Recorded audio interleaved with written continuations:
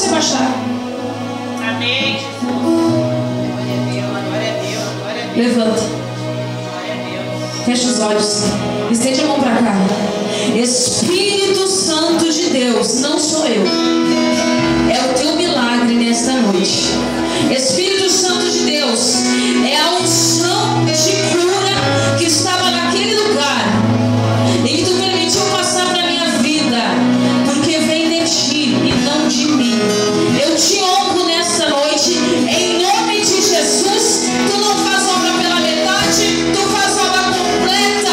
Então, dor, eu te dou uma ordem por inteiro, sai! Pode abaixar. O que está sentindo? Nada. Nenhuma dor. Eu tenho compromisso com Deus, com a verdade. Estou sentindo dor, pastora. Pode falar. Não. Nada. Está curada. Em nome de Jesus. Pode voltar. Glória a Deus. O que estava sentindo? Muita dor na coluna e dor na minha cabeça. Já faz dias que eu tenho dor na minha cabeça. Chega a escurecer a minha vista. Daí agora passou tudo. Glorifica o nome do Senhor, porque é Deus, viu? É Deus. Eu não sei como você veio pra cá, mas eu sei que eu não fui à toa viajar. E te prepara, tenha fé, porque Deus trouxe milagre pra tua vida hoje. E se você quiser, vai chegar aí o milagre de Deus. Não tá sentindo nada, era na coluna? Na coluna e na cabeça.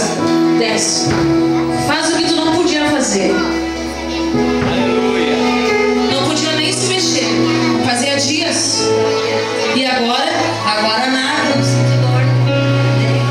Glória a Deus. Queimou quando eu estava orando ou não? Queimou. Amém, Jesus. Dá honra e glória ao nome do Senhor.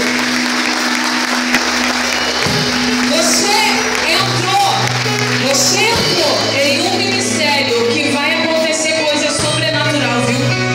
Você entrou num ministério que vai acontecer coisa sobrenatural aqui. E eu não vou aceitar que a pessoa entre e saia da mesma maneira. Aquele que tem fé vai ser curado. Sabe por quê? Porque aquela mulher do fluxo de sangue fazia 12 meses, 12 anos, e ela ultrapassou a multidão e tocou em Jesus e foi curada. Foi a fé dela. Se você tiver fé, assim como ela teve, você recebe o teu milagre hoje. Está curada, curada. Não sente mais nada, mais nada. Para honra e glória